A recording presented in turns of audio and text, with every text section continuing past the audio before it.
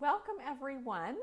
Have you ever had those moments where you come home at night and your family's like, what's for dinner? What's for dinner? And you open up your fridge and you really don't even know or have any idea? So today's episode of Jen's Joyful Kitchen is all about power cooking. I'm going to give you some tips. I'm going to show you the tools and even give you tasty recipe ideas to help you in the kitchen on those nights where you only have a few minutes at home before you need to go to something else, but you still want to make something because you know it's healthier than going out. So I'm going to tell you about what power cooking is, give you some tips for it as well and how to do it. And you are going to know how to do this type of power cooking in less than 40 minutes a month. It's amazing. So let's get started. And then, by the way, I'm going to share a little tip at the end for self-care as well. So I like to kind of include both of those things together. So, power cooking. What is power cooking? Power cooking is simply doing a whole bunch of cooking at one time simultaneously so you can cut down then on the time that you're spending doing maybe your nightly meals or trying to come up with ideas and things like that. So when I think of power cooking, I think of two different types of proteins. I think of chicken and I think of ground beef. And in my power cooking, I do both of those simultaneously in large quantities. Then I break them down into smaller portions so that I can simply just pull them right out of the freezer and they're ready for my meals. So power cooking is basically buying your chicken and your beef in bulk, cooking it up in about 40 minutes a month, and then you're going to have enough of that so that you can make about 10 recipes. Now, if you wanted to even do more than that, you could have 20 recipes available. If you're chicken and beef, you eat a lot of those types of things, definitely think about doubling that. But let me tell you first how you're going to do it. Simply, you're going to think about, first of all, organizing yourself. So what are the recipes that your family really likes, or maybe things that you want to try that involve the two different types of proteins? Now, if you wanted to sub in ground turkey, you could definitely do that, or ground chicken, you could definitely do that. We eat a lot of ground beef, so I do ground beef, and then we also eat a lot of chicken. So I do chicken breasts. You could also do chicken tenderloins. You could also do turkey breasts. You could do all of those different things. So organize yourself in thinking, what are the two proteins that I would use the most? And then think about 10 recipe ideas that you could definitely make from those two different proteins. So for example, when I taught my cooking class this last week, some recipes that I gave to my cooking class were zesty beef tacos, and that's a little bit more than doing your taco seasoning. You're simply adding some salsa and some tomato paste along with the taco seasoning. Makes them a little more zesty and a little more vegetable goes into it as well. Barbecue beef sloppy joes, so that's where you take your beef, you add some of the Pampered Chef smoky barbecue rub, and then you also add a little bit of ketchup and a little bit of cider vinegar. You also can make a deluxe cheeseburger salad. So if you love deluxe cheeseburgers, why not turn that into a salad? We can definitely be doing that. So take your favorite sandwich and turn it into a salad. Busy Mom's lasagna using some frozen ravioli that's filled with cheese, but then also you have your ground beef ready to go and it's got some marinara sauce in it and some extra vegetables as well. Taco soup, and then also for your chicken, I've got cheesy chicken tortilla soup, chicken parmesan soup, hot chicken casserole, chicken enchiladas, and chicken tetrazzini. So these are just a few of the recipes that I shared during my cooking class, but you could definitely just pull out some of your favorite recipes that you love with your, that your family loves that involve the two proteins that you are power cooking. And then another tip is once you have the recipe list organized, so let's say you have 10 recipes, I want you to make a shopping list. So every month you could have this shopping list purchased and it is ready to go for you so that anytime you come home, you already have those ingredients ready for you to make in your pantry. So super easy, super fast, super fun. How much better can it get when you power cook? 30 to 40 minutes a month, 10, and then that will make you 10 meals. All right, so you're organized. You also need to get some containers. So for myself, I like to do bags like this. These are freezer meal bags, but I also do mason jars that are about 1 pint, so that's about 2 cups worth. I also do containers that are leak proof, something that will not leak. You obviously don't want that to happen. And then You can also, remember, double your recipes. If you're thinking about that you want to actually have more than 10, you want to do 20, then you're going to double that. And I'm going to tell you about how you're going to make your protein in just a moment. Also making sure your containers are airtight. That's important because you don't want the smells and things kind of leaching through other foods that you're storing. In your freezer, you want to make sure once these are stored frozen, you use them within 3 months.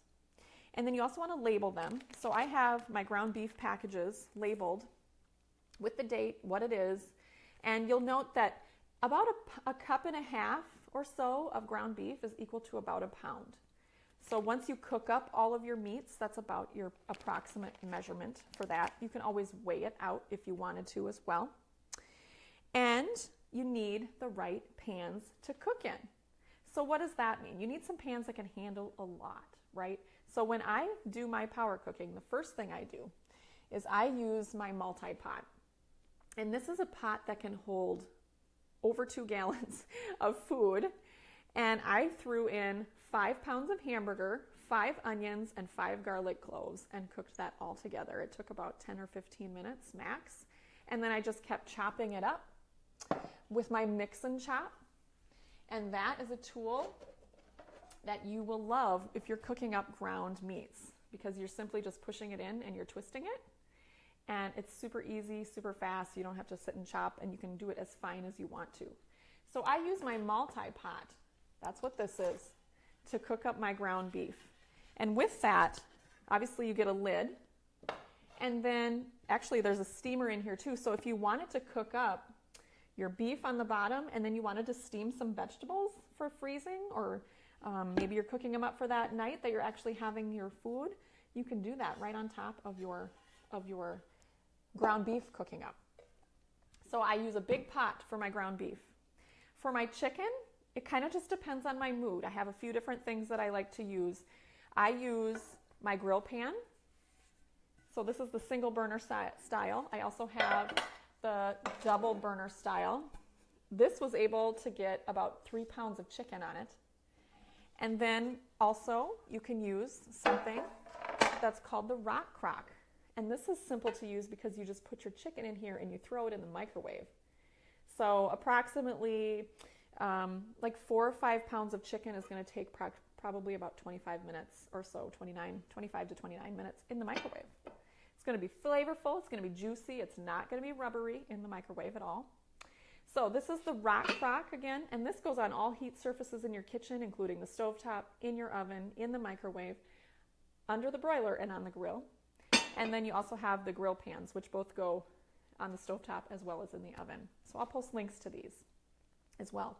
So you have to have the right tools available so that you can do this power cooking. The other thing I like to use is a sheet pan. And a sheet pan is perfect because I could be cooking my ground beef in my multi-pot on the stovetop, and then I put my chicken on my sheet pan or on my stoneware, and I throw that into the oven. So this is cooking for about 15 minutes. My chicken is going to take 15, 20 minutes depending on how thick it is. And then you're going to temp your chicken. You want to make sure you temp your chicken to 165. That's where you want it. And you always want to look at, too, your thermometer, because if you have a thermometer like this, there's going to be a little divot on the metal part here. That's actually where you want to have the food be touching, because that's where the reading is coming from. So that may mean that you have to stack up like 3 or 4 chicken breasts and pop it in that way so that you get the true accurate reading. You don't want to overcook and have charred chicken breasts, right? So you know the right pans, and you have some simple tips that you can use as well. So how are you going to power cook? Simply, you are going to do, for your ground beef, you're going to do 5 pounds of ground beef, 5 medium to large onions, and 5 garlic cloves that you press as well. Just going to cook that up until it's all cooked and brown and not pink. You can even do a temperature reading on that. And that is really about 160 to 165. That's where you want to have that.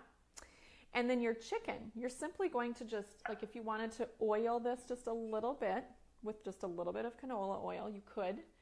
Or you can do it dry. And then you're going to cook up 5 pounds of chicken breasts at one time. And your smaller pan is going to do probably about 2 pounds of that. But if you do your bigger pan, which is the double burner size, you're going to be able to get about 3 pounds, depending on how large the chicken breasts are. And you're going to be able to cook all of that. And again, you can also do it in your sheet pan. You can also do it in your rock crock. So 5 pounds of chicken. Oh, I'm sorry. It's 7 pounds of chicken. Sorry. 7 pounds of chicken and 5 pounds of ground beef with your onions and your garlic as well, garlic cloves. Once you have those cooked, you have enough protein for 10 different meals. And those meals that I mentioned at the beginning, that's what I use mine for, with the different soups, the taco soups, the chicken enchiladas, and things like that. But remember, you can organize yourself just like this by just having your favorite ground beef recipes and your favorite chicken recipes, so that when you come home, I've got my packages all right here. I'm simply just pulling these out and popping them in my refrigerator if I want to thaw them out for the day. But because I'm packing them in these bags, they're not, kind of all in a big clump. It's actually flat, and it's going to thaw out super quickly. So literally in the morning that day, you could pull these out of the freezer and they're ready to go by the evening. And even if you forget, it's still okay. Just do it frozen, put it on low heat when you're starting it on your stovetop so that it starts to kind of come together without burning. And then you're ready to go to throw in your ingredients to make these 10-minute meals. So this is how you can get dinner done fast. You power cook it. You make up your meat ahead of time, and you simply add some pantry ingredients for some different recipes. I will be posting links to the different products that I mentioned because they really, really can help you in the kitchen. And then I also will be posting a little bit more information about the recipe to power cook chicken and to power cook your ground beef, so you know exactly how to do that as well.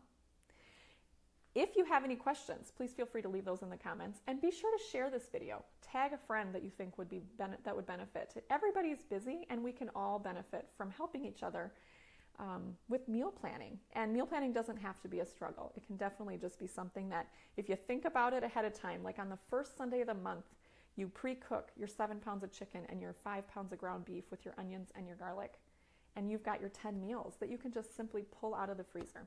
Another quick tip for you: if you have a glass dish, kind of the size of a lasagna dish, just a glass one, I keep that in my refrigerator, and that's where I put anything that I bring out of the freezer that's meat. So that way it doesn't, even if it's cooked or raw, I try to separate it though in the actual dish. But with that, I'm not going to get drainage all over my fridge.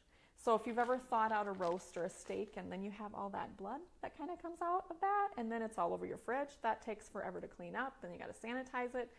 So this is how you can keep that all together in a glass dish. So it's a really simple tip that I hope you take. And remember, you also need that food thermometer. You want to make sure that your meat's getting fully cooked with that as well. Then once you're done with your chicken, get a package here so that you can see it, you simply can just chop it up just like this. I've got it in little chunks, but you could also freeze the whole chicken breast as well if that's something that you're interested in. But the easiest way to chop up your chicken is to use the salad chopper. And this works really well when you're not wanting to really touch the meat. It's too hot and you don't want to take it out and lose all the juices. You simply just put the chicken in the bowl, the hot chicken, it's already cooked, put it in a glass bowl and chop it up. This has got a dual-edged blade on it. You can see that. You can see that there. So it's like a scissor for meat, but also salad. You can use it for that too. But you can either cut it kind of like this up and down, or you can use it kind of like you would a scissor. That's kind of actually how I like to do it. But it's got this beveled edge to it, so it gets right into a bowl. It's meant to do that, so don't worry about that at all. You're just chopping it up, and in a matter of moments, your chicken is also chopped. So use the tools that save you time in the kitchen and leave you with more time to spend with your family or doing anything else that you actually want to get back to. I want to leave you with a self-care tip for today. So over the course of the last few episodes, I've been going through the compost recipe, and you can go back and look for those different recipe ingredients. But I've done C, O, M, and now I'm at the P, and P is for pruning and weeding. So this is something that I constantly have to think about, but I also encourage others to think about as well, because we all tend to take on maybe a little too much for ourselves, and we may not be able to give our full and best energy to what we really want to focus on. So back on the C, we created that intention. O was observing, kind of what are we doing. M is making a margin to leave room for what it is we really want. And P is pruning and weeding. So what do we need to take out and remove so that the thing that we really want can grow and flourish? Kind of like a garden. If I have a tomato plant that's trying to grow, but I have a ton of weeds around it, it's not going to get the same nutrients that it normally would. It's also not going to get the same water because the weeds are going to suck all of that up. Just like in our lives, when we do the same thing, when we kind of apply ourselves to too many different things, we can't give our best energy to the one thing that we really want to do, or maybe the 3 things or 5 things, but probably not more than 5. So keep that in mind as you go about your week, the rest of your week, your weekend, your choices that you make, but it really can help you simplify if you just kind of think of how you take care of yourself is how we also take care of a garden. We take out the weeds so the right things can grow. I hope you've enjoyed this episode of Jen's Joyful Kitchen. If you have, I'd love you to like it, share it, comment with a friend's name so that they can watch it as well. The more we get more views, the more we'll be doing these videos. And be sure to check out the products that I mentioned today. And also go to my website, jenhaugen.com, if you'd like to subscribe to my weekly newsletter. Any questions at all, please leave them in the comments and I'll respond to you as well. I hope you have a fabulous week and a joy-filled weekend. Bye-bye.